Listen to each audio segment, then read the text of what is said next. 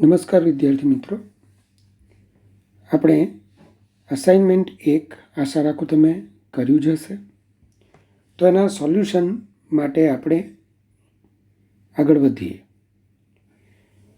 પહેલો પ્રશ્ન આવો છે: સમાન દળ અને સમાન વિદ્યુતભાર ધરાવતા બે કણો જ્યારે એકબીજાથી અમુક અંતરે રહેલા હોય ત્યારે તેમની વચ્ચે લાગતું અપાકર્ષી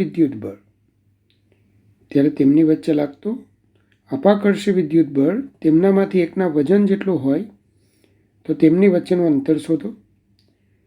કણનું દળ તમને આપ્યું છે, વિદ્યુતભાર આપ્યો છે કે અને જીની વેલ્યુ આપેલી છે.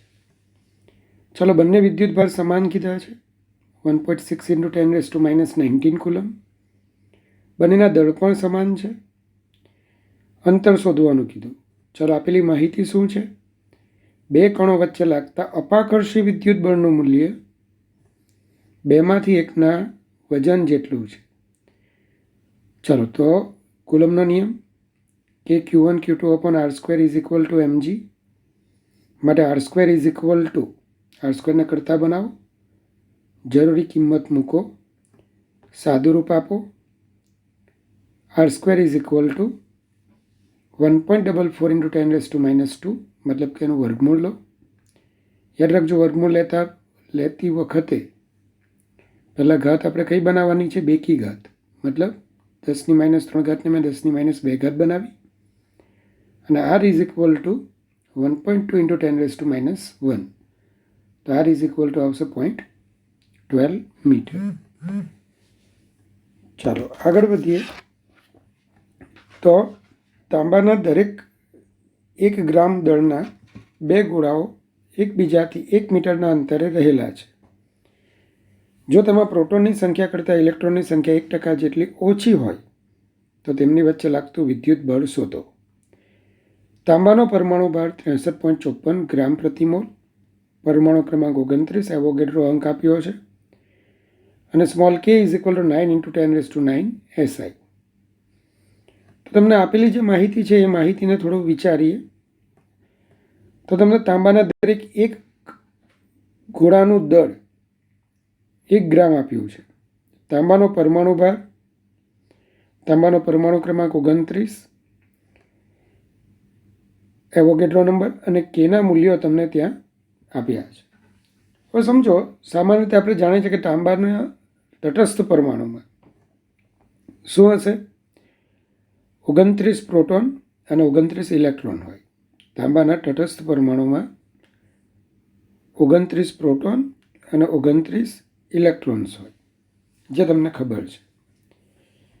હવે આપેલ કિસ્સામાં તાંબાના દરેક પરમાણુમાં પ્રોટોનની સંખ્યા કરતાં ઇલેક્ટ્રોનની સંખ્યા કેવી છે? તો કે પ્રોટોનની સંખ્યા કરતાં ઇલેક્ટ્રોનની સંખ્યા 1% જેટલી ઓછી છે. એનો મતલબ કે શું વધારે હશે? તો કે પ્રોટોન વધારે છે. કેટલા પ્રોટોન વધારે છે? તો 100%નો મતલબ 29 પ્રોટોન હોય તો 100%. 1% પ્રોટોન દરેક પરમાણુમાં વધારે છે, તો મૂળ કિંમતના 1%, મૂળ કિંમત કઈ લેવાની? 29. મૂળ કિંમત આપણે શું લઈશું? 29. તો 29ના 1% જેટલા એ વધારે છે. ચલો, ટકાને સંખ્યામાં ફેરવો, 100 વડે ભાગો તો 0.29. આથી 0.29 જેટલો પ્રોટોન એક પરમાણુ પર વધારે હોવાથી દરેક પરમાણુ પરનો નેટ ધન વિદ્યુતભાર શું થશે? તો દરેક પરમાણુ પરનો નેટ ધન વિદ્યુતભાર તમને મળશે 0.29. ચાલો, તો એનો મતલબ કે તમને તાંબાના એક પરમાણુ પરનો વધારાનો ધન વીજભાર કેટલો મળે છે? 0.29 E. સમજ પડી તમને આટલી? હવે એ જુઓ કે આપેલ 1 ગ્રામ દળના તાંબાના ગોળામાં પરમાણુઓની સંખ્યા કેટલી? તેનું કારણ શું? તો કે આપણે જે આ 1 ગ્રામ દળનો ગોળો છે એના પરનો અમારે વિદ્યુતભાર શોધવાનો છે. કારણ કે મારો હેતુ શું છે કે જો આ બે ગોળાઓને એકબીજાથી R અંતરે એટલે કે 1 મીટર અંતરે મૂકીએ તો બંને સમાન હોવાથી એમની વચ્ચે લાગતું બળ શું થશે? KQQ એટલે કે KQ² / R². હવે Q કેવી રીતે શોધું? તો આપણે એક પરમાણુ પરનો વીજભાર કેટલો મળ્યો? 0.29 E. કેટલો મળ્યો? 0.29 E. તો હવે આમાં કેટલા પરમાણુઓ છે આપણે ગણી કાઢીએ. અને એ ગણવા માટે તમારી પાસે જરૂરી માહિતી આપેલી છે, દળ આપ્યું છે. અણુભાર આપ્યો છે, એવોગેડ્રો નંબર તમે જાણો છો, અને એન તો આપણે મોલનું સૂત્ર તમને ખ્યાલ હશે, દળના છેદમાં અણુભાર અથવા પરમાણુભાર is equal to number of atoms or molecule divided by Avogadro number. ચાલો, તો આપણી પાસે N upon N is equal to M upon small M upon capital M. આ માહિતીનો ઉપયોગ કરીએ, કેપિટલ એનને કરતા બનાવીએ. ચાલો, એમ મેં 1 ગ્રામ લીધું છે. જો મેં એમ 1 ગ્રામ લીધું હોય, કારણ કેપિટલ એમ પણ તમને ગ્રામમાં આપ્યું છે, એટલે એકમને ખાસ ધ્યાન રાખજો. આ ઉપર ગ્રામ સ્મોલ એમ, તો કેપિટલ એમને પણ આપણે ગ્રામમાં રાખીશું. ચાલો, જરૂરી કિંમત મૂકી દો, સાદુરૂપ આપો તો કેટલા પરમાણુ થશે? 9.479 × 10⁻21 તાંબાના પરમાણુ. હવે ફરી પાછા પરમાણુની સંખ્યા મળી ગઈ. તો એક તાંબાના પરમાણુ પરનો વિદ્યુતભાર, એક તાંબાના પરમાણુ પરનો વિદ્યુતભાર 0.29. તો પછી દરેક ગોળા પરનો પરિણામી વિદ્યુતભાર કેટલો થશે? n × 0.29. એક પરમાણુ પરનો આટલો, તો n પરમાણુ પરનો કેટલો? અને n પરમાણુથી જ ગોળો બનેલો છે, તેથી આપણે શું કહી શકીએ? દરેક ગોળા પરનો પરિણામી વિદ્યુતભાર આપણને આટલો મળશે. જરૂરી કિંમતો મૂકી સાદુરૂપ આપીએ તો સ્મોલ ક્યુ આપણને મળે. આમ 2 તાંબાના ગોળાઓ વચ્ચેનું અંતર હવે 1 મીટર છે, તો તેમની વચ્ચે લાગતું અપાકર્ષી વિદ્યુત બળ F = kq² / r². સાદુરૂપ આપી દો તો આટલું ન્યૂટન બળ આવે. થોડી ચર્ચા કરીએ કે ખાલી 1 ગ્રામ તાંબુ કેટલું બળ છે? 10⁻15 ન્યૂટન. વિચારજો, આટલું મોટા મૂલ્યનું એ બળ ઉત્પન્ન કરે છે. તેનો મતલબ કે ભગવાને સારું કર્યું કે 1% જેટલો પણ ધન કે ઋણ વિદ્યુતભાર આપેલ પરમાણુમાં વધવા દેતો નથી. કારણ કે જો 1% વધી જાય તો કેટલા બધા મોટા મૂલ્યનું આ બળ મળે. આમ અણુ કે પરમાણુઓને આપણે તટસ્થ રાખવા પાછળનું ભગવાને જે આ રાખ્યું છે એને આપણે થેન્ક યુ કહેવું જોઈએ. ચલો, ત્રીજો ક્વેશ્ચન. આ તો ઇઝી છે, તમારો આવી જ ગયો હશે કે એક પદાર્થ પર કેપિટલ ક્યુ જેટલો વિદ્યુતભાર પથરાયેલો છે. આ પદાર્થના 2 ટુકડા કેવી રીતે કરવા જોઈએ કે જેથી તેમના પર રહેલ વિદ્યુતભારો વચ્ચે આપેલા અંતર માટે લાગતું બળ મહત્તમ થાય? આપેલા અંતર માટે લાગતું બળ મહત્તમ હોય. આપેલા અંતર મતલબ અંતર શું છે? તો કે અંતર નિશ્ચિત છે. અંતર કેવું છે? નિશ્ચિત છે. તો આ નિશ્ચિત અંતર માટે તેમની વચ્ચે લાગતું બળ મહત્તમ થવું જોઈએ, આવું આપણને કહે છે.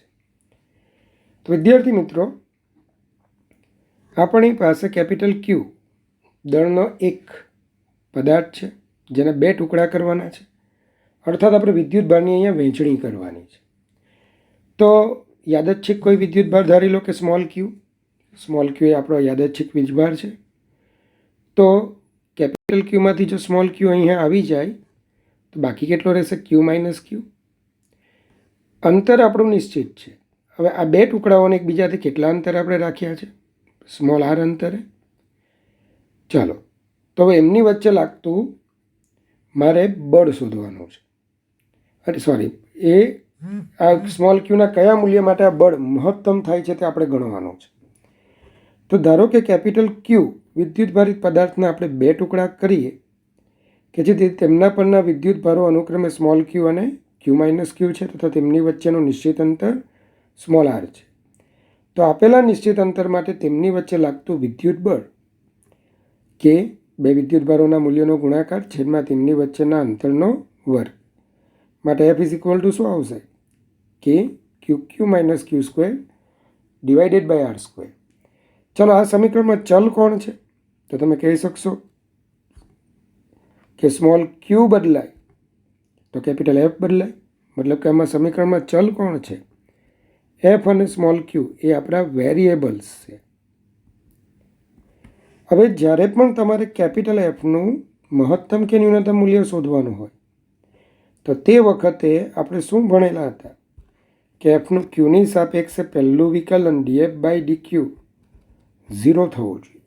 તો એફના મહત્તમ કે ન્યૂનતમ મૂલ્ય માટે તો અહીંયા એફ એ આપણો આધારિત ચલ છે. આધારિત ચલના ક્યુને સ્વતંત્ર ચલ કહેવાય. સ્વતંત્ર ચલની સાપેક્ષે મહત્તમ કે ન્યૂનતમ મૂલ્ય માટે ડીએફ બાય ડીક્યુ બરાબર શું થવું જોઈએ? 0 થવું જોઈએ. આમ આપણે એફનો ક્યુની સાપેક્ષે જો વિકલન કરીએ તો ડીએફ બાય ડીક્યુ બરાબર શું થવાનું? 0 થશે. ડીએફ બાય ડીક્યુ બરાબર શું થાય? 0. ચલો, તો ડીએફ બાય ડીક્યુ તો કે અને આર સ્ક્વેર તો કેવા છે? તો કે અને આર સ્ક્વેર એ અચળ છે. તો D by D Q of Q Q minus Q square. Capital Q અચળ છે, અચળ છે સ્મોલ ક્યુ, તો D by D Q of small Q શું થાય? 1. અને ક્યુ સ્ક્વેરનું વિકલન તો 2 ઘાત આગળ 1 ઓછી એટલે કે 2q. ચલો, ડીએફ બાય ડીક્યુ બરાબર શું થાય છે? 0. તો કે અપોન આર સ્ક્વેર આ બાજુ જ્યારે ડાબી બાજુ જાય શૂન્ય સાથે ગુણાય, બધું શૂન્ય જ થશે. તો ક્યુ માઇનસ 2q બરાબર 0. તો 2q is equal to Q, માટે small Q is equal to capital Q by 2. તો મિત્રો, આમ કેવા ટુકડા કરવા જોઈએ? દરેક ટુકડા પર સરખો વિદ્યુતભાર હોય તો એવા જ ટુકડા કરવા જોઈએ. હવે મારે જો એફનું મહત્તમ મૂલ્ય જોઈતું હોય તો શું કરીશું? તો કે સમીકરણ 1માં small Q is equal to capital Q by 2 મૂકી દઈએ. કારણ કે આપણે જાણીએ છીએ કે કેપિટલ ક્યુ વિદ્યુતભારિત પદાર્થ એના ક્યુ બાય 2 મતલબ કે સરખો વિદ્યુતભાર હોય. સપોઝ આ 10 કુલમ હોય તો બંને પર કેટલો હોવો જોઈએ? 5 કુલમ. તો સમીકરણ 1માં સ્મોલ ક્યુ બરાબર કેપિટલ ક્યુ બાય 2 લઈએ તો આપણને મળતું મહત્તમ બળ.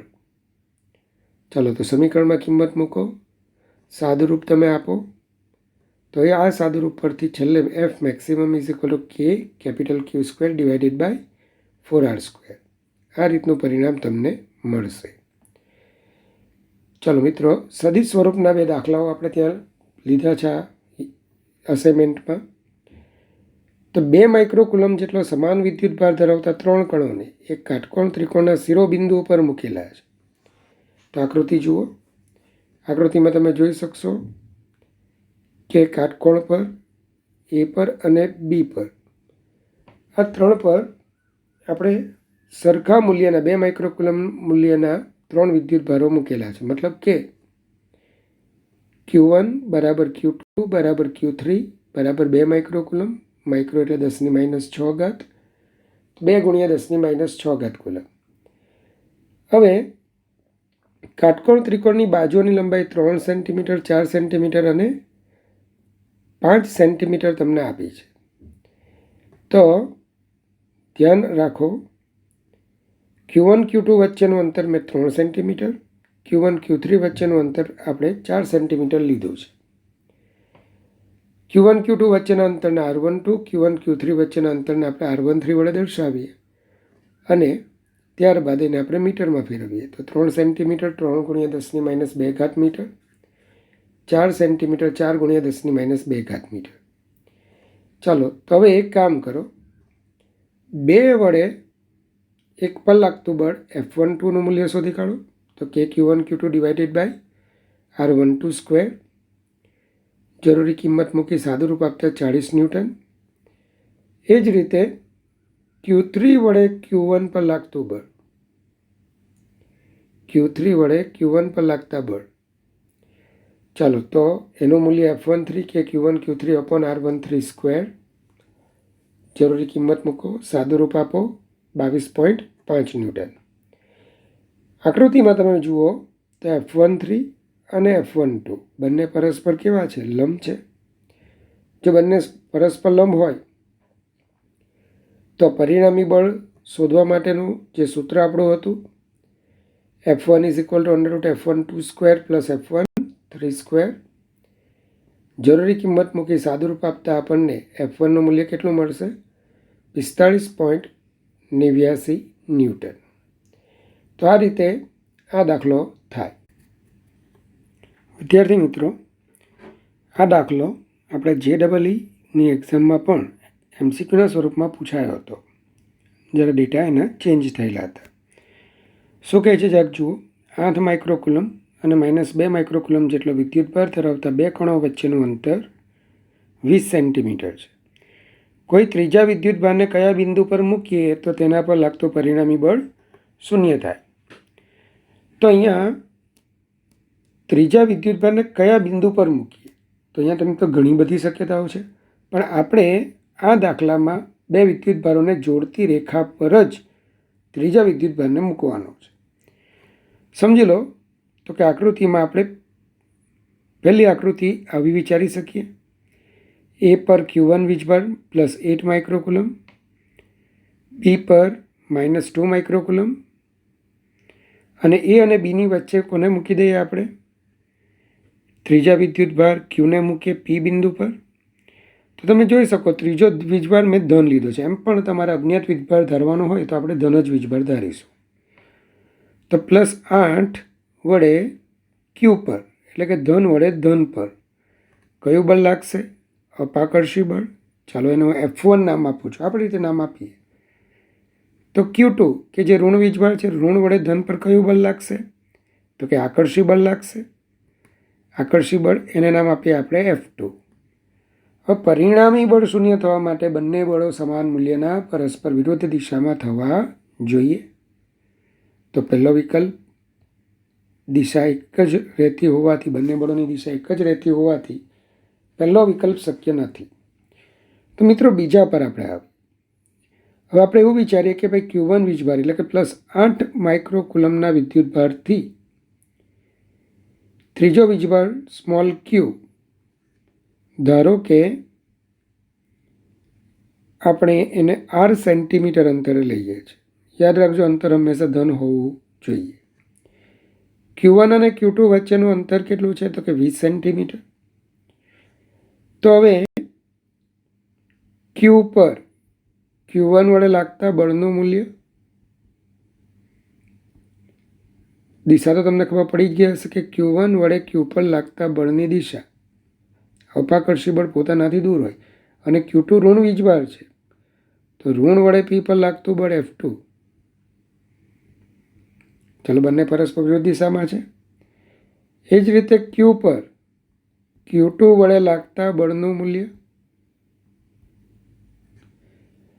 ચલો મૂલ્ય લખો છો કે Q1 ડિવાઇડેડ બાય Q1 થી કેટલું અંતર છે? r², અને Q2 થી કેટલું અંતર છે? r +20². સાદુરૂપ તમે આપો તો KQ કટ થઈ જશે. Q1 8 માઇક્રોકુલમ, હું માઇક્રોને માઇક્રોમાં જ રાખું છું, કારણ કે જમણી બાજુ પણ જ્યારે Q2ની કિંમત, Q2નું મૂલ્ય મૂકવાનું છે, -2 ન મૂકતા આપણે મૂલ્ય શબ્દ વાપર્યા છે. r +20².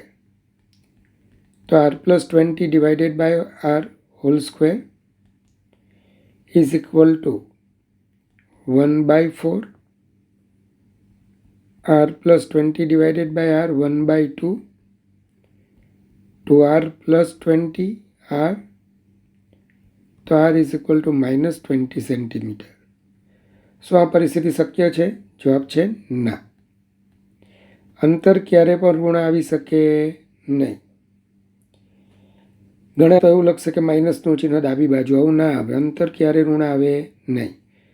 તો હવે તો માત્ર એક જ વિકલ્પ બાકી રહ્યો. પહેલો વિકલ્પ ચેક કરી લઈએ. મધ્યમાં જોયું તો મધ્યમાં સરળ સંતોષાતી નથી. પછી Q1ની ડાબી બાજુએ જોયું તો પણ જવાબ અર્થવિહીન મળે છે. તો હવે એક જ શક્યતા બાકી રહી, અને એ કેવી રીતે યાદ રાખવી? ચાલો તો આ ત્રીજી આકૃતિ, મતલબ કે જ્યાં આકૃતિને ધ્યાનમાં જુઓ. ચાલો Q1 અને Q2 આ બંને વિદ્યુતભારોને તમે જોઈ શકો છો. 8 માઇક્રોકુલમ અને -2 માઇક્રોકુલમ. 8 માઇક્રોકુલમનું મૂલ્ય 8 માઇક્રોકુલમ, મતલબ કે 8 છે. -2 માઇક્રોકુલમના વિદ્યુતભારનું મૂલ્ય 2 કહેવાય. એક વાત બરાબર શાંતિથી કાન ખોલીને સાંભળો, કારણ કે આ વસ્તુ આગળ પણ આવવાની જ છે. જ્યારે બે વિદ્યુતભારો આપેલા હોય, સમજી લો ક્યાં તો બંને ધન હોય ક્યાં બંને ઋણ હોય, તો ત્રીજા વિદ્યુતભારને એ બેની વચ્ચે જ મૂકજો.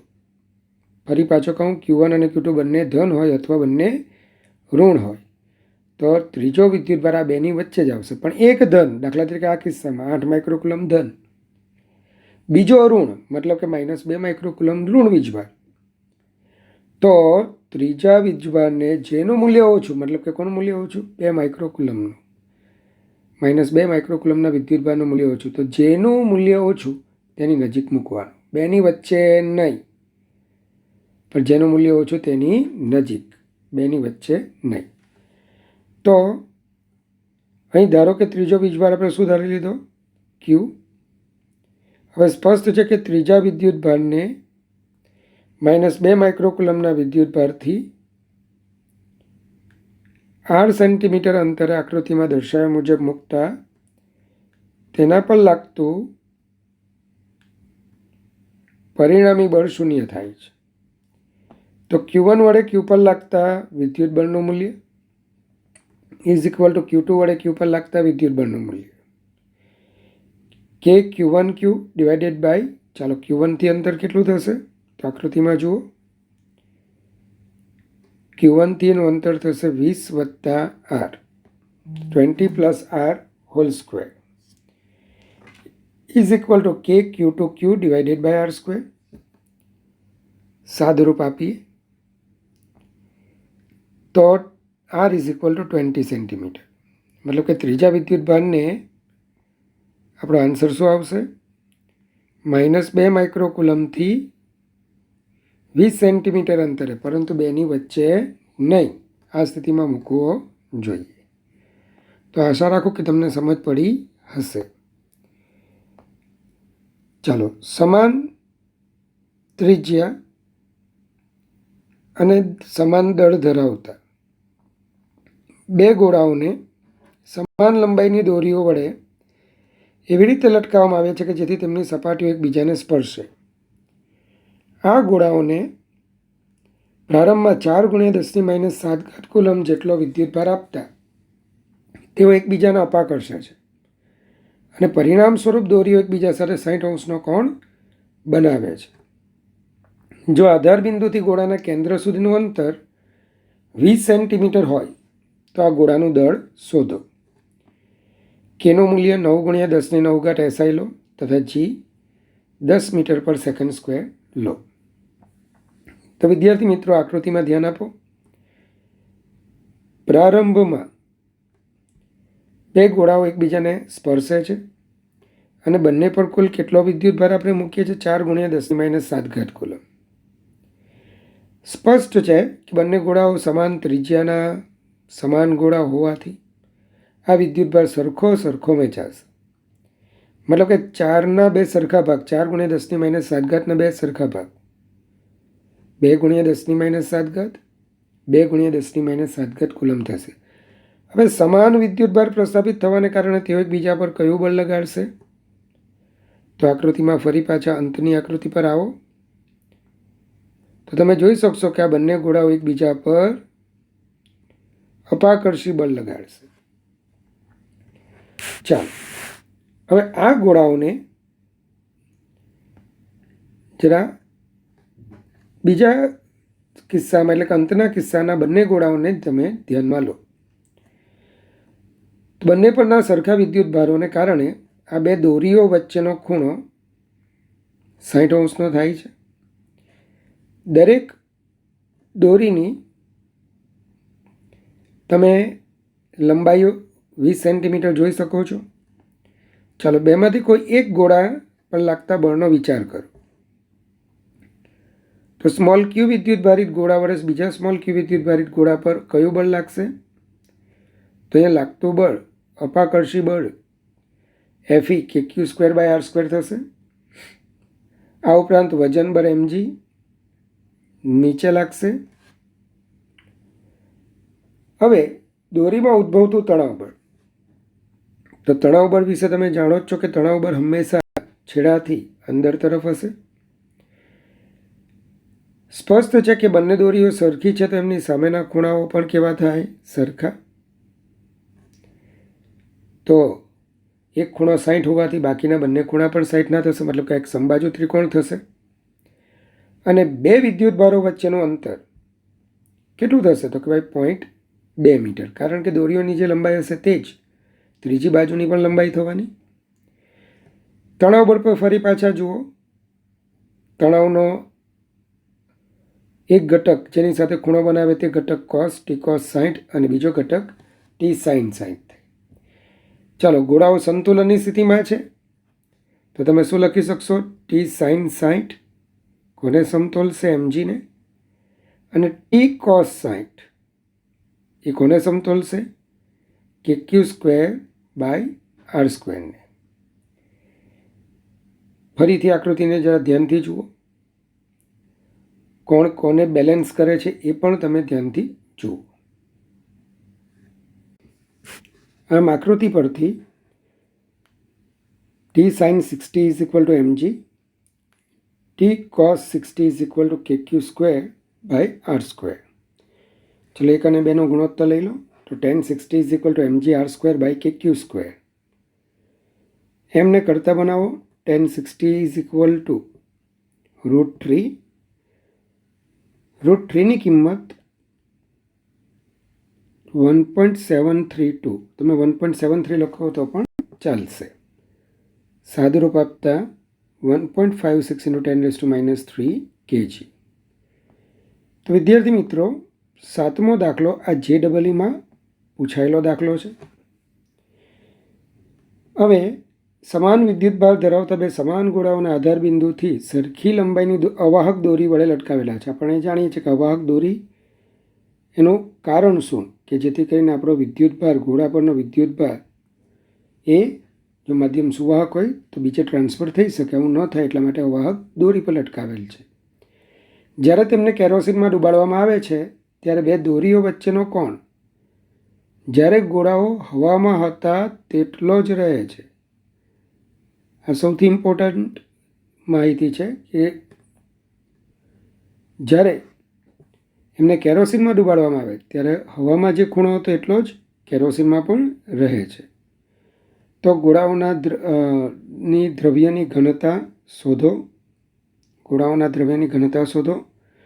કેરોસીનનો ડાઇલેક્ટ્રિક અચળાંક તો કેપિટલ K તમને 2 આપ્યો છે અને એની ઘનતા 800 kg/m³ તમને આપેલી છે. વિદ્યાર્થી મિત્રો, અહીં આપણે પ્રારંભમાં ગોળાઓ હવામાં હોય ત્યારની પરિસ્થિતિનો વિચાર કરીએ. ધારો કે બંને ગોળા પરનો વિદ્યુતભાર આપણે સ્મોલ q ધાર્યો છે. કેટલો ધારેલો છે? Small q. સમાન ગોળાઓ છે, સરખો વીજભાર. હવે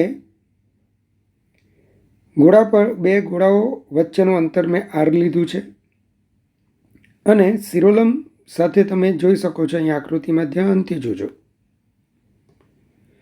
શિરોલંબ સાથે આ દરેક દોરીઓએ બનાવેલો ખૂણો થીટા છે. એટલે કે બે ગોળાઓ વચ્ચેનો હવામાંનો ખૂણો શું થાય? 2θ.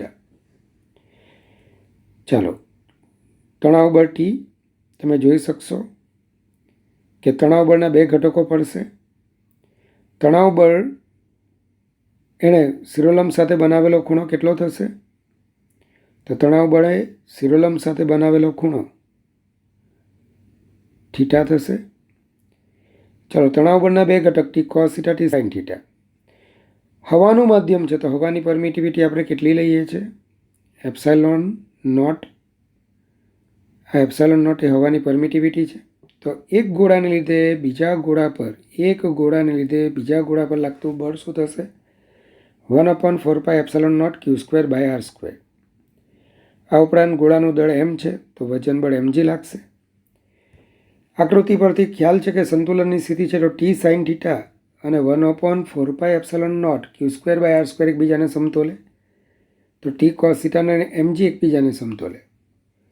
તો ગોળાઓની સંતુલન સ્થિતિમાં કોઈ એક ગોળાનું સંતુલન આપણે વિચારીએ તો t sin θ is equal to 1/4πε0 q²/r² અથવા t cos θ is equal to mg. ચલો, 1 અને 2નો તમે ગુણોત્તર લઈ લો તો પરિણામ શું મળશે? tan θ is equal to q² upon 4πε0 r² mg. આને સમીકરણ નંબર 3 કહી દો. ચલો હવે આ બે ગોળાઓને, આ સમગ્ર તંત્રને કેરોસીનમાં ડૂબાડવાનું છે. હવે એમ કીધું છે કે હવામાં જે ખૂણો હતો, તો હવામાં બે દોરીઓ વચ્ચેનો ખૂણો શું હતો? 2θ. તો અહીંયા પણ એની જે ભૌમિતિક આકૃતિ રચાય છે તે એને એ જ રહેવી જોઈએ, 2θ જ રહેવી જોઈએ. કેરોસીનની ઘનતા તમને આપેલી છે 800 કિલોગ્રામ પર મીટર ક્યુબ. કેરોસીનનો ડાઇલેક્ટ્રિક અચળાંક 2 આપ્યો છે. ગોળાના દ્રવ્યની ઘનતા આપણે શોધવાની છે. તો હવા કરતાં અહીંયા ફરક શું પડશે? તો કે અહીંયા એક બળ વધી જશે. કયું બળ? m0g, જેને આપણે શું બોલીએ છીએ? ઉત્પ્લાવક બળ. અને આ ઉત્પ્લાવક બળ એટલે શું? વિસ્થાપિત થયેલા કેરોસીનનું વજન બળ. તો જેને આપણે m0g થી દર્શાવીશું. પરિસ્થિતિ બદલાઈ ગઈ, તણાવ બદલાઈ જાય. અહીંયા તણાવ બળનો સંકેત મેં T' લીધો છે, જેના બે ઘટકો T' sin θ અને બીજો ઘટક T' cos θ છે. આકૃતિમાં તમે જુઓ તો T' sin θ એ કોને સમતોલ છે? 1/4πε q²/r². ચાલો મેં અહીંયા ખાસ ધ્યાન આપજો, q એપ્સેલોન લખ્યા છે. એપ્સેલોન એ કેરોસીનના માધ્યમની પરમિટિવિટી છે. તો સમીકરણ પહેલું શું બનવાનું? T' sin θ 1/4πε0 q²/r². તથા T' cos θ અને m0g જે ઉર્ધ્વ દિશામાં છે એ કોને સમતોલ છે? અધો દિશાના બળ mgને સમતોલ છે. જે આકૃતિમાં ધ્યાનથી જુઓ, m0g પ્લસ T' cos θ ઉર્ધ્વ દિશાનું બળ, જેને mg સમતોલે છે. ચાલો, તો T' cos θ plus m0g is equal to mg. અને પરિણામ સ્વરૂપ સમીકરણ T' cos θ ને આપણે કરતા બનાવીએ સમીકરણ 4 અને 5નો ગુણોત્તર લઈએ તો tan θ is equal two q²/4πε r² m-m0g થાય. સમીકરણ 3 અને 6 બંનેને સરખાવો, q² કટ થઈ જશે. તો ε/ε0 ઇઝ ઇક્વલ ટુ m/m-m0. તો k is equal to ρv/ρv minus ρ0v. કારણ શું? m is equal to ρv, m0 is equal to ρ0v, જ્યાં v કોનું કદ છે? ગોળાનું કદ છે. ચાલો સાદુરૂપ આપણે આપીએ k ρ minus k ρ0 is equal to ρ common k -1 k ρ0. તો ρ is equal to k ρ0/k -1. ચાલો, માટે ρ is equal to 2 × 800 divided by 2 - 1. માટે ρ ઇઝ ઇક્વલ ટુ 1600 કિલોગ્રામ પર મીટર ક્યુબ. યાદ રાખજો, આ સૂત્ર જે આપણે મેળવ્યું છે એને યાદ રાખવાનું છે, કારણ કે આ પરિસ્થિતિ અનન્ય પરિસ્થિતિનો આ દાખલો છે. આવી માત્ર એક અને માત્ર એક જ પરિસ્થિતિ તમને જોવા મળશે. અને તેથી k ρ0 ડિવાઇડેડ બાય k -1. હવે એમાં ચેન્જ શું કરી શકો? kની વેલ્યુ 3 કરી નાખો.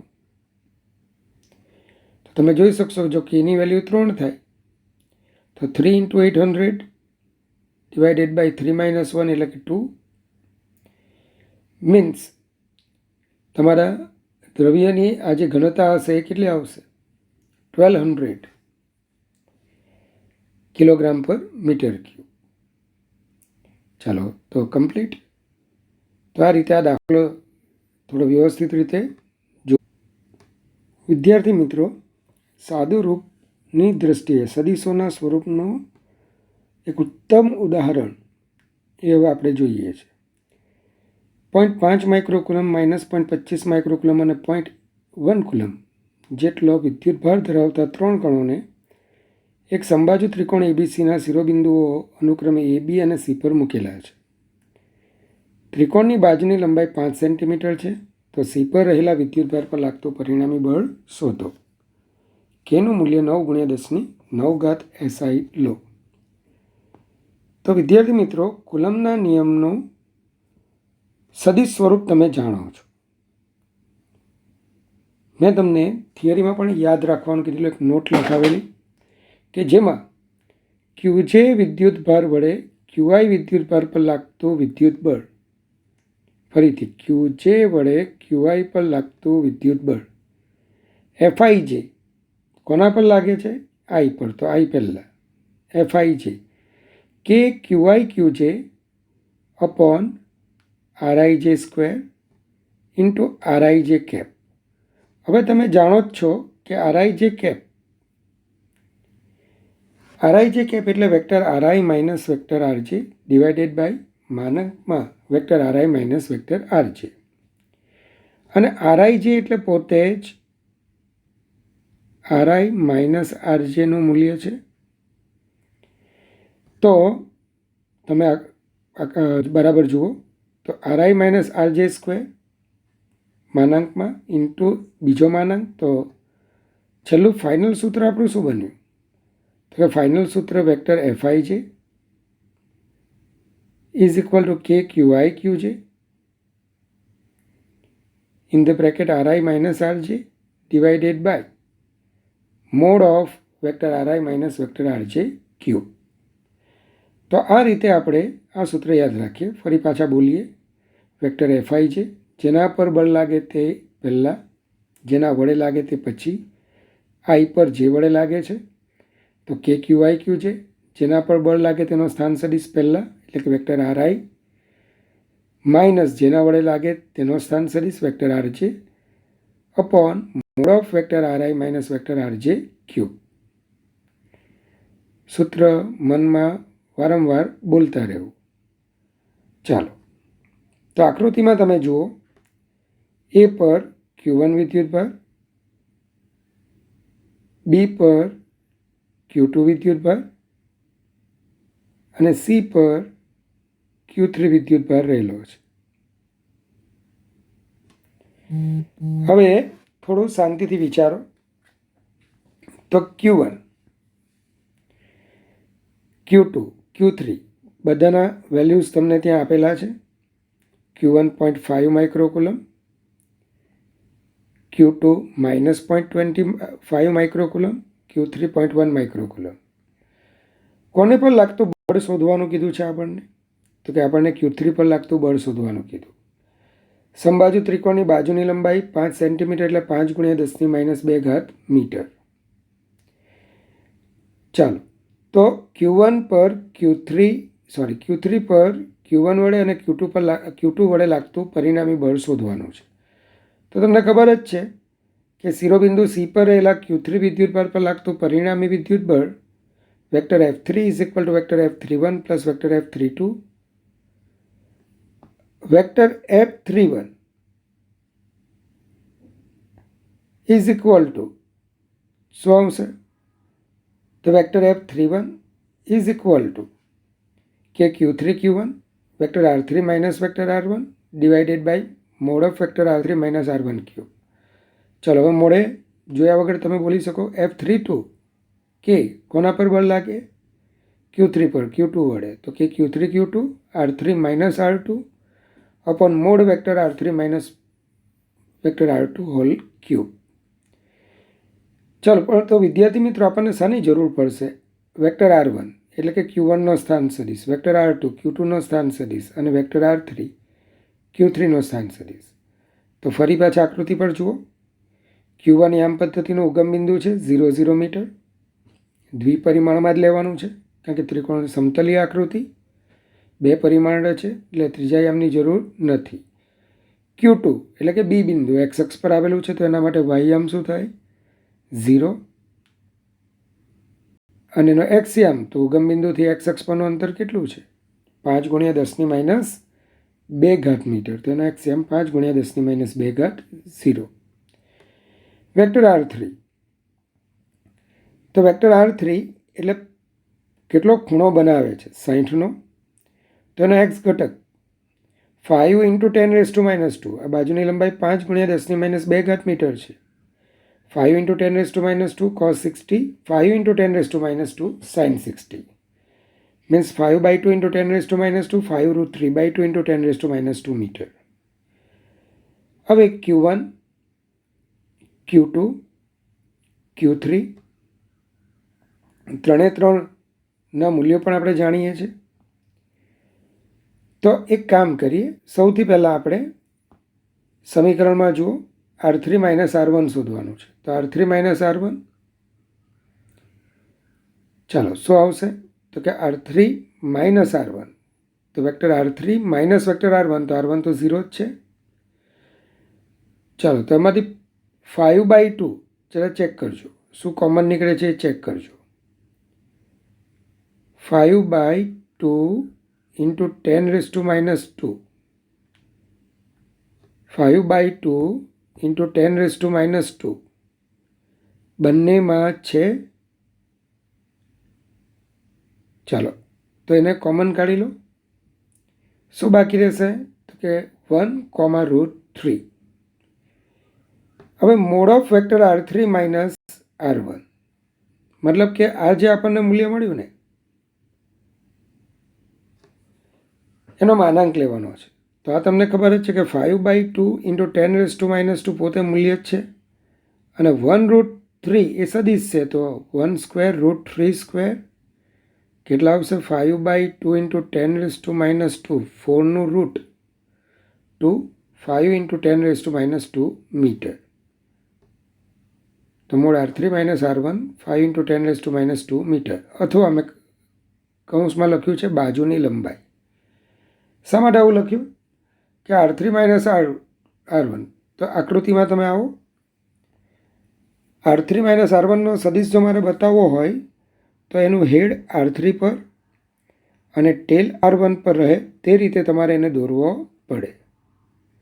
શું એનું હેડ ક્યાં રહેવું જોઈએ? R3 પર, અને એનું ટેલ R1 પર રહે તે રીતે બતાવવો પડે. આ જ રીતે R3 minus R2, 5/2 into 10⁻², 5√3/2 into 10⁻², minus R2ના સદીશને બાદ કરો તો માઇનસ 5/2 ઇન્ટુ 10⁻², 5√3/2 ઇન્ટુ 10⁻². અહીંયા પણ તમે ધ્યાનથી જુઓ તો આખું પદ એ તમે કોમન લઈ શકશો. તો કૌંસમાં બાકી શું રહેશે? -1√3. 5/2 ઇન્ટુ 10⁻² ને કોમન લો તો બાકી શું રહેશે? -1√3 metre. Mod vector R3 minus vector R2, આ પણ બાજુની લંબાઈ થશે. આ પણ શું થશે? બાજુની લંબાઈ. R3 માઇનસ R2 એકચ્યુઅલી કયો સદીશ છે? તો આકૃતિ પર આપણે જઈએ. જેના હેડ R3 પર હોય અને જેનું ટેલ R2 પર હોય એવો જે આ સદીશ બને તે સદીશને R3 માઇનસ R2 કહીશું, અને એનું મૂલ્ય એટલે જ આ ત્રિકોણની બાજુની લંબાઈ થશે, જે કેટલી છે? 5 ઇન્ટુ 10⁻², મીટર. આ રીતે પણ તમે ડાયરેક્ટ લખી શકશો. ચાલો તો હવે આપણી પાસે બધી વેલ્યુઝ આવી ગઈ છે. સમીકરણ 1માં મૂકો. સાદુ રૂપમાં ખાસ ધ્યાન આપજો. તો સૌથી પહેલાં બ્રેકેટમાં આપણે જોઈએ તો બંને પાસે 0.5, 5/2 ઇન્ટુ 10⁻² છે જ. 10⁻6, 10⁻6 આ તો કટ થઈ જશે. અહીંયા પણ 0.25 મીન્સ 0.5 છે જ. 5/2 ઇન્ટુ 10⁻², આ બંને પદોમાં તમે જોઈ શકશો કે આ કોમન નીકળી જશે. તો નેક્સ્ટ સ્ટેપમાં તમે જુઓ 0.5 ઇન્ટુ 0.5 ઇન્ટુ 5/2 ઇન્ટુ 10⁻² કોમન લીધા છે. છેદમાં જુઓ તો 10⁻6, 10⁻6 તો કટ થઈ ગયા. 125ને પણ આપણે કોમન લઈ લઈએ. હવે બ્રેકેટમાં બાકી શું રહેશે? તો કે અહીંયા 1√3, 0.25 તો 0.5 એમાંથી કોમન લીધા તો 0.5 ઇન્ટુ 0.5 0.25 એટલે 0.5 બાકી છે, -1√3. મિત્રો અહીંયા ખાસ એક બાબત કહેવાની બાકી રહી ગઈ. જ્યારે ફિઝિક્સમાં સદિશ સ્વરૂપનું સૂત્ર આવે વિદ્યુત ભારને ચિહ્ન સહિત લખવાનું. મતલબ ધન હોય તો ધન ચિહ્ન સાથે, ઋણ હોય તો ઋણ ચિહ્ન સાથે. તમે ચેક કરી લો Q2 ઋણ વિદ્યુત ભાર છે તો આપણે એને ઋણ નિશાની સહિત દર્શાવ્યો છે. ચાલો યોગ્ય સાદુરૂપ આપણે આપીએ તો આપણને શું જોવા મળશે? 0.09, 1√3, 0.5 એટલે જ 1/√2. સાદુરૂપ આપી દો, લસા લઈ લો 2, તો 2 જે છેદમાં હોય તેને મેં આગળ લખ્યો છે, તો 2 ઇન ધ બ્રેકેટ 1, -1, -1, ચાલો. તો હવે તમે જોઈ શકશો 0.09 ડિવાઇડેડ બાય 2, 0.045. તો આ થયો આપણો જવાબ. થોડું સાદુરૂપ ઘરે આપવા નમ્ર વિનંતી. આનાથી સદીશમાં જે આપણી ભૂલો થતી હોય તો એ ભૂલો મિનિમમ આપણે કરી શકીશું. વિદ્યાર્થી મિત્રો, એક ધન વિદ્યુત ભારિત અને બીજો ઋણ વિદ્યુત ભારિત સમાન ગોળાઓને એકબીજાથી 0.5 મીટર અંતરે રાખતા તેમની વચ્ચે 108 ન્યૂટન જેટલું આકર્ષણ બળ ઉદ્ભવે છે. એનો મતલબ કે એક ગોળા પર ધન વીજભાર હોવો જોઈએ અને બીજા ગોળા પર કયો વીજભાર હોવો જોઈએ? ઋણ વીજભાર હોવો જોઈએ. તો જ એમની વચ્ચે કયું બળ ઉત્પન્ન થાય? આકર્ષણ બળ. હવે બંને ગોળાઓને સંપર્કમાં લાવી છૂટા પાડવામાં આવે. સંપર્કમાં લાવવામાં આવે તો જરા ચેક કરીએ કે બંને ગોળાઓ કેવા છે. તો કે બંને ગોળાઓ વિશે માહિતી તમને આપેલી છે કે બંને ગોળાઓ સમાન ગોળાઓ છે. તો સમાન ગોળાઓના કિસ્સામાં મેં શું ભણાવેલું કે જ્યારે તેઓ સમાન હોય તો બંનેના વિદ્યુતભારોનો સરવાળો ભાગ્યા 2. આ વિદ્યુતભાર દરેકને વહેંચી દેવાનો. હવે તેમને સંપર્કમાં લાવી છૂટા પાડતા 0.5 મીટર અંતરે રાખતા, મતલબ અંતર એનું એ જ રાખવાનું છે. તેમની વચ્ચે 0.036 ન્યૂટન જેટલું અપાકર્ષણ બળ ઉદ્ભવે છે. સ્વાભાવિક છે કે બંને જ્યારે સંપર્કમાં આવશે બંને પર સમાન વિદ્યુતભાર રહેશે, કારણ કે ગોળાઓ સમાન છે અને આથી સમાન વિદ્યુતભાર એકબીજાને શું કરશે? અપાકર્ષશે. તો આ ગોળાઓ પર પ્રારંભમાં વિદ્યુતભાર કેટલો હશે? તો અહીંયા આપણે ધારણા કરીએ કે ધારો કે પ્રારંભમાં પહેલા ગોળા પર ±Q1 અને બીજા ગોળા પર -+Q2 છે. આપણે આ રીતે ધારણા કરીશું. જો એક પર પહેલા પર પ્લસ હોય તો બીજા પર માઇનસ, અને પહેલા પર માઇનસ હોય તો બીજા પર પ્લસ. તો અહીં ધારો કે પ્રારંભમાં બંને ગોળા પરના વિદ્યુતભારો ±Q1 તથા ±Q2 છે. હવે આ બે ગોળાઓ વચ્ચેનું અંતર 0.5 મીટર અને તેમના પરના વિદ્યુતભારોના મૂલ્યો, હવે મૂલ્યો વખતે ચિહ્ન ન જોવાના. મેં અહીંયા ધારણા કરી છે Q1 અને બીજા પર -Q2. તમે આમ પણ ધારી શકો -Q1 અને +Q2, કોઈ ફરક ન પડે. પણ બંને વચ્ચે આકર્ષી બળો લાગશે ને આકર્ષી બળો એકબીજા તરફ હોય એ પણ તમને ખ્યાલ છે. તો બંને ગોળાઓ વચ્ચે લાગતા વિદ્યુત બળનું મૂલ્ય Q1Q2 divided by R², F 0.108, 9 × 10⁹ Q1Q2 divided by 0.25. સાદુરૂપ આપણે આપીએ તો Q1Q2 ઇઝ ઇક્વલ ટુ 0.003 × 10⁻⁹, આથી Q1 × Q2 3 × 10⁻12. ચાલો, હવે આ બંને ગોળાઓને આપણે સંપર્કમાં લાવીને છૂટા પાડવાના છે. તો દરેક પરનો વિદ્યુતભાર શું થશે? તો કે બંનેનું ટોટલ Q1 ± Q2. તો Q1 ± Q2 મતલબ કે Q1 - Q2 અને એના અડધો ભાગ વહેંચી દેવાનો છે. મતલબ કે Q1 - Q2/2 વહેંચવાનો છે. તો દરેક પરનો વિદ્યુતભાર શું થશે? Q1 - Q2/2 થશે. ચલો, હવે F' is equal to K Q1 - Q2/2 whole square divided by R², કારણ કે બંને વચ્ચે હવે અપાકર્ષી બળ લાગવાનું છે. F'ની કિંમત તમે જોઈ શકશો 0.036 ન્યૂટન આપેલી છે. ચાલો, સાદુરૂપ આપણે આપીએ તો 9 × 10⁹ Q1 - Q2 whole square divided by 4 × 0.25. 2નો વર્ગ 4 થાય તો છેદમાં શું આવશે? 4 ઉમેરાશે. તો Q1 - Q2 whole square is equal two 4 × 10⁻12. તો Q1 માઇનસ Q2 2 ઇન્ટુ 10⁻⁻6.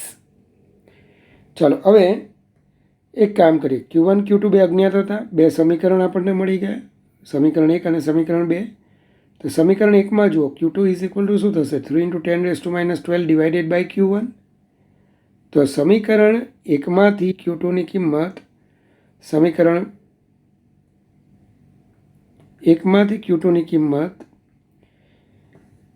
માફ કરજો, સમીકરણ 1માંથી Q2ની કિંમત સમીકરણ 2માં મૂકતા ચાલો તો પરિણામ શું આવશે?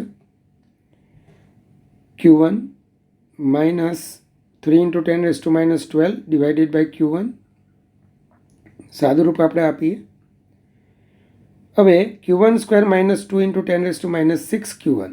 મેં Q1 વાળા પદને ડાબી બાજુ લીધું, 3 ઇન્ટુ 10⁻12 જમણી બાજુ લીધું.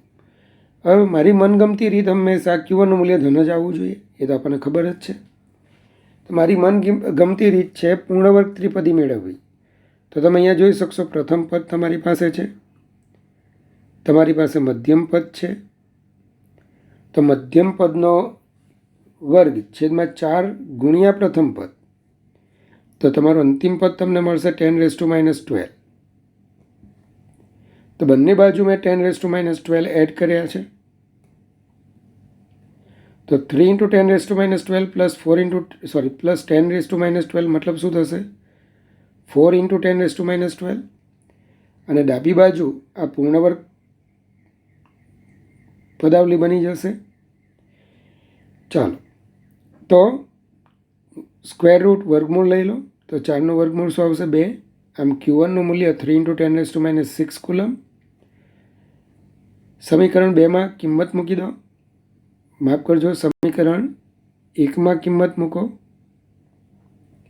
તો Q2નું મૂલ્ય તમને આટલું મળશે. તો આ બંને શું મળ્યા? મૂલ્યો. આથી આપણે ધારેલા વિદ્યુતભારો શું હતા? પ્લસ ઓર માઇનસ અને માઇનસ ઓર પ્લસ. આથી Q1 plus or minus 3 into 10⁻6 coulomb અને Q2 માઇનસ ઓર પ્લસ 10⁻6 કુલમ. તો આ રીતે આ દાખલો થાય. થોડું સાદું રૂપમાં ધ્યાન આપવું. ચાલો મિત્રો, એક દાખલો જે એનો કન્સેપ્ટ કંઈક આવો છે, જે વિદ્યુત ક્ષેત્રમાં તમે ભણશો કે ક્યુ વિદ્યુત બાણને વિદ્યુત ક્ષેત્ર ઈમાં મૂકતા તેના પર લાગતું બળ F બરાબર QE. જે રીતે M દળના પદાર્થને ગુરુત્વાકર્ષી બળ ક્ષેત્રમાં મૂકતા એના પર લાગતું બળ F બરાબર mg. તો અહીંયા Qને એમને સ્થાને આપણે Q, જીને સ્થાને વિદ્યુત ક્ષેત્રનો સંકેત E લઈશું. આ રીતે એની પર શું લાગશે? બળ લાગે. તો અહીંયા કન્સેપ્ટ શું છે? સ્મોલ ક્યુ વિદ્યુત ભારને વિદ્યુત ક્ષેત્ર ઈમાં મૂકતા તેના પર લાગતું બળ F બરાબર QE. હવે આપેલી માહિતી તપાસીએ તો બંને કણોના દળ capital M1 is equal two small m, capital M2 is equal two 2m આપ્યા છે. બંને પરના વિદ્યુતભારો 2Q અને Q આપણને આપેલા છે. હવે ક્યુ વિદ્યુત ભારને E તીવ્રતાના સમાન વિદ્યુત ક્ષેત્રમાં મૂકતા તેના પર લાગતું બળ capital F is equal to capital Q into capital E. પણ તમે જાણો છો ન્યૂટનનો બીજો નિયમ F બરાબર ma is equal to QE. તો A is equal to QE by M. ચાલો, આ પ્રવેગ કેવો પ્રવેગ છે? તો કે Q અચળ, E અચળ. સમાન શબ્દ અચળતા બતાવે તો સમાન વિદ્યુત ક્ષેત્ર છે, મતલબ કે E અચળ છે. તો આ પ્રવેગ આપણો અચળ પ્રવેગ છે. અચળ પ્રવેગી ગતિ આવી, અચળ પ્રવેગી ગતિના સૂત્રો લાવી. ટી સમયે કણનો વેગ v is equal to v0 plus at છે. તો v is equal to 0 plus QE by m into T. માટે v is equal to QET by m. માટે કણની ગતિ ઉર્જા શું થશે? તો k is equal to k is equal to half capital M v square. ચાલો તો vની કિંમત આપણે મૂકી દઈએ. સાદું રૂપ આપણે આપીએ તો capital K is equal two Q square E square T square upon 2m થશે. ચાલો, જેને સમીકરણ નંબર 1 કહીએ. ચાલો, અમારા સમીકરણ 1 પર અચળ કોણ છે? તો ચાલો બંનેમાં અલગ અલગ છે કેપિટલ Q અને M. કેપિટલ Q અને કેપિટલ એમ આ બંને અલગ છે, બાકીનું બધું કેવું છે? સમાન છે. આમ મિત્રો તમે જોઈ શકશો કે K is proportional to Q square by capital M. જે સમાન હતું એને આપણે કાઢી નાખ્યું. તો K1/K2 તમને ગુણોત્તર લેતા આવડતો જ છે. તો Q1 by Q2 whole square અને એમ છેદમાં હોવાથી ઇન્ટુ M2/M1. ચાલો જરૂરી કિંમત મૂકી દો. તો K1 જેમ K2 is equal two H/1. 11મો દાખલો. હાઇડ્રોજન પરમાણુમાં પ્રોટોનની આજુબાજુ ભ્રમણ કરતા ઇલેક્ટ્રોન ના ભ્રમણ કક્ષાની ત્રિજ્યા 0.53 એંગસ્ટ્રોમ છે. આ ઇલેક્ટ્રોનનો ત્રિજ્યાવર્તી પ્રવેગ અને તેનો કોણીય વેગ શોધો. ચાલો, હાઇડ્રોજન પરમાણુના ન્યુક્લિયસ પર તમે જાણો છો +E વીજભાર હશે અને ઇલેક્ટ્રોન પર -E વીજભાર. ઇલેક્ટ્રોન r ત્રિજ્યાની કક્ષામાં જે rનું મૂલ્ય તમને આપેલું છે 0.53 એંગસ્ટ્રોમ, મતલબ 1 એંગસ્ટ્રોમ એટલે 10⁻10 મીટર. 0.53 × 10⁻10 મીટર.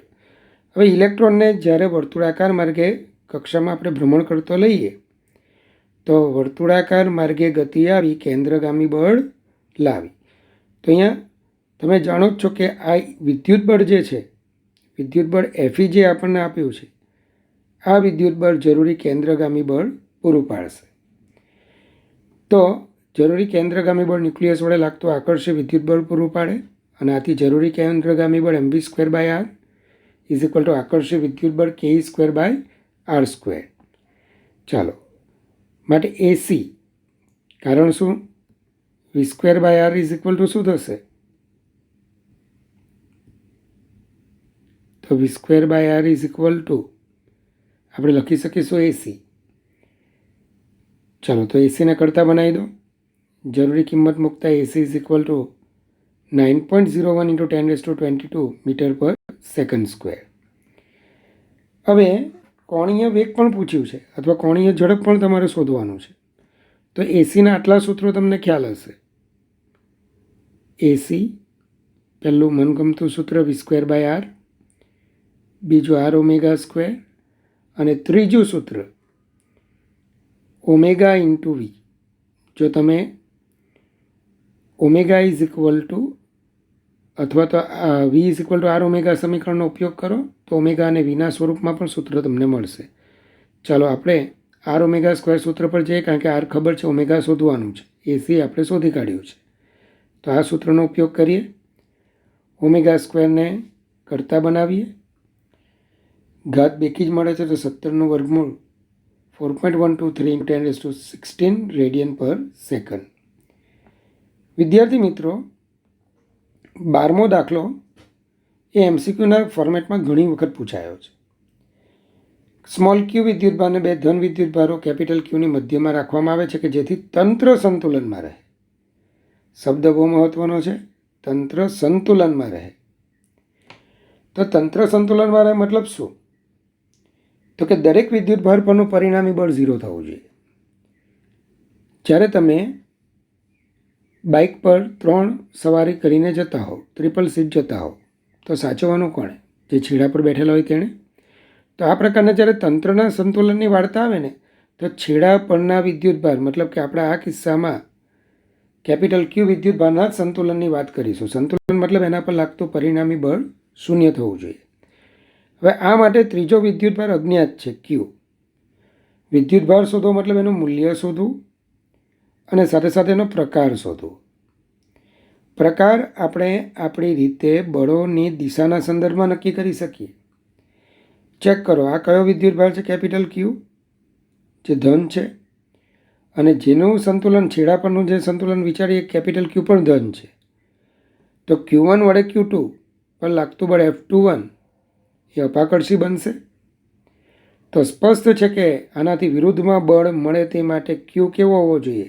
તો ઋણ જ હોવો જોઈએ, કારણ કે જો ક્યુ ઋણ હશે તો ઋણ વડે Q3 વડે Q3 બરાબર Q વડે Q2 પર લાગતું બળ આકર્ષી બનશે. એટલે કે F23 F21ની વિરુદ્ધમાં તમને જોવા મળશે. તેથી આપણે આવું લખી શકીએ કે અહીં સ્પષ્ટ છે કે Q3 એ ઋણ વિદ્યુતભાર જ હોવો જોઈએ, તો જ આપેલ તંત્ર સંતુલનમાં રહેશે. હવે Q3ને આપણે ક્યાં મૂક્યો છે? બરાબર મધ્યમાં. ધારી લઈએ કે બે વિદ્યુતભારો વચ્ચેનું અંતર R છે, તો Q1 થી Qનું અંતર R/2 અને Q2 થી Qનું અંતર પણ શું થશે? R/2 થાય.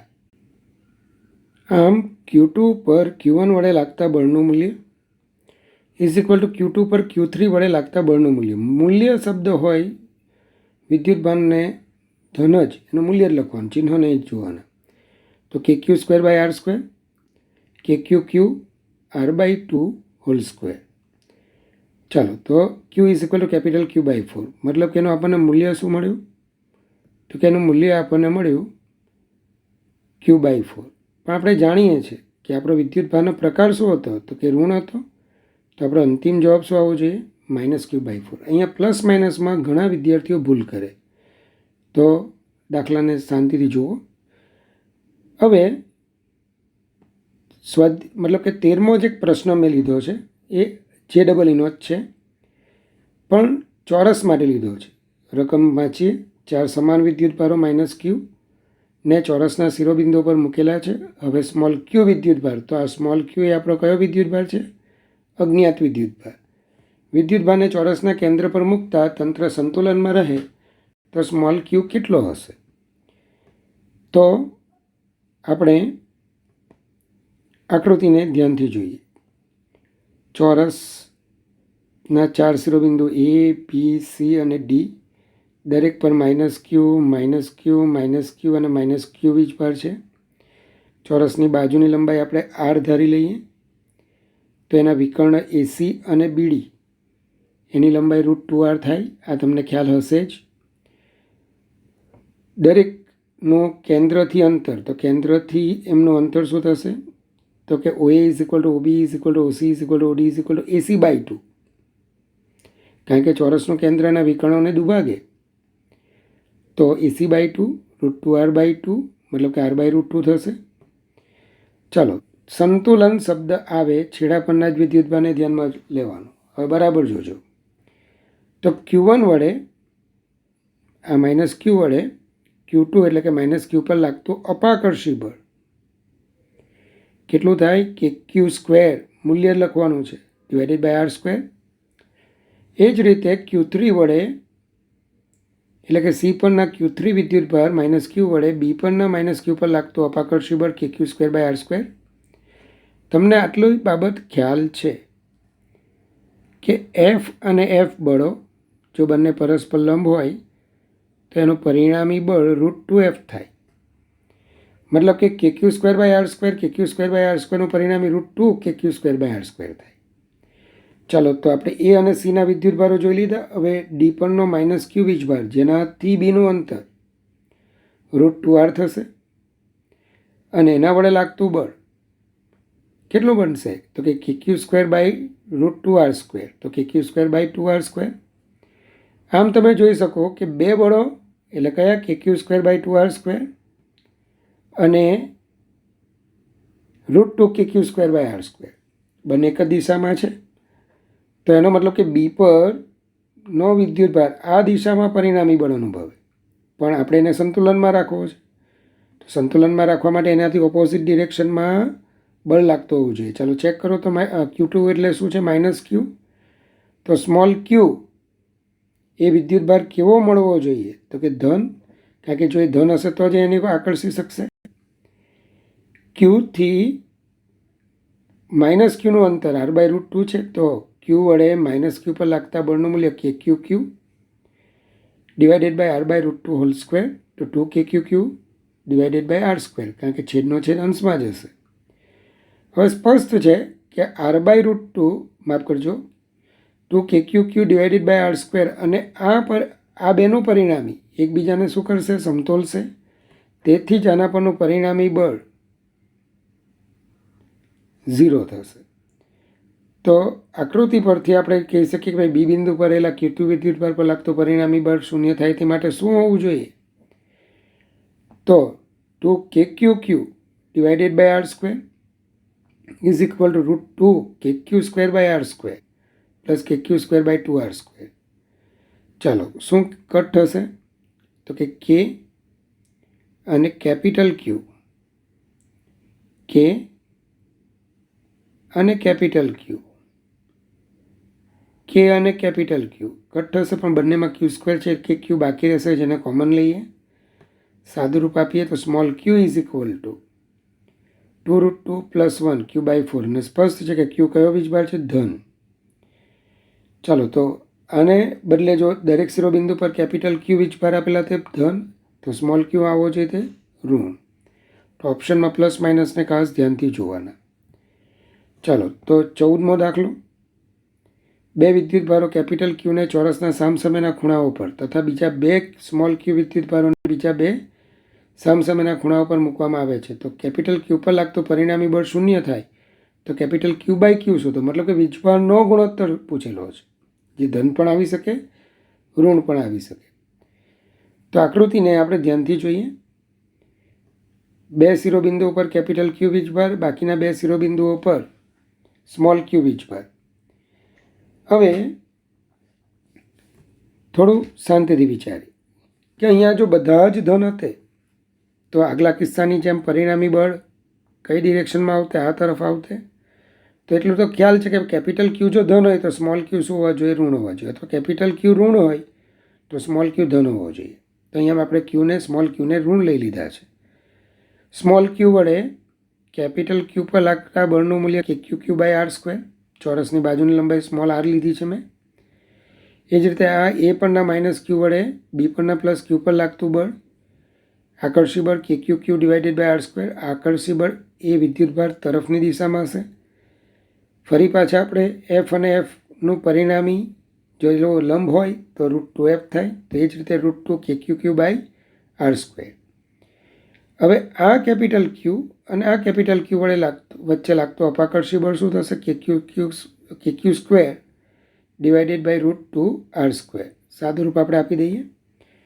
સ્પષ્ટ છે કે ક્યુ સંતુલનમાં રહે તે માટે કેપિટલ ક્યુ અને સ્મોલ ક્યુ પરસ્પર વિરુદ્ધ ચિહ્ન ધરાવતા હોવા જોઈએ. અને આથી કેપિટલ ક્યુ વિદ્યુતભાર માટે √2 KQQ/r², મતલબ કે આ બે બળોનું પરિણામી, અને KQ²/2r² સમાન મૂલ્યના પરસ્પર વિરુદ્ધ દિશાના, એટલે કે મૂલ્ય સમાન થવા જોઈએ. તો capital Q/Q is equal to 2√2 મળશે, જે માત્ર મૂલ્ય છે. તો માગેલ ગુણોત્તર શું થશે? તો કે માગેલ ગુણોત્તર કેપિટલ Q/સ્મોલ ક્યુ ઇઝ ઇક્વલ ટુ -2√2. તો અહીં પણ તમારે ચિહ્નોમાં ખાસ સાચવવાનું રહેશે. વિદ્યાર્થી મિત્રો, આશા રાખું કે તમને કંટાળો આવતો હશે નહીં. તો અસાઇનમેન્ટ 1નો છેલ્લો દાખલો છે. બે સમાન ગોળાઓને એક જ આધાર બિંદુ પરથી દળ રહિત L લંબાઈની દોરીઓ વડે લટકાવવામાં આવેલ છે. તેમની વચ્ચેનું પ્રારંભમાં અંતર D which is less than small l આપ્યું છે, મતલબ કે D ઘણું નાનું છે. આ ગોળાઓ પરનો વિદ્યુતભાર અચળ દળથી ગળવાનું શરૂ થાય છે. આથી આ બંને ગોળાઓ V જેટલા વેગથી એકબીજા તરફ ગતિ કરે છે. મતલબ કે Vને આપણે અહીંયા અચળ વેગ ગણી લઈશું. તો કોઈ ક્ષણે તેમની વચ્ચેના અંતર x સાથે Vનો સંબંધ મેળવો. ચાલો, તો જરા ધ્યાન આપીએ કે ભાઈ પ્રારંભમાં તમને શું માહિતી આપેલી છે.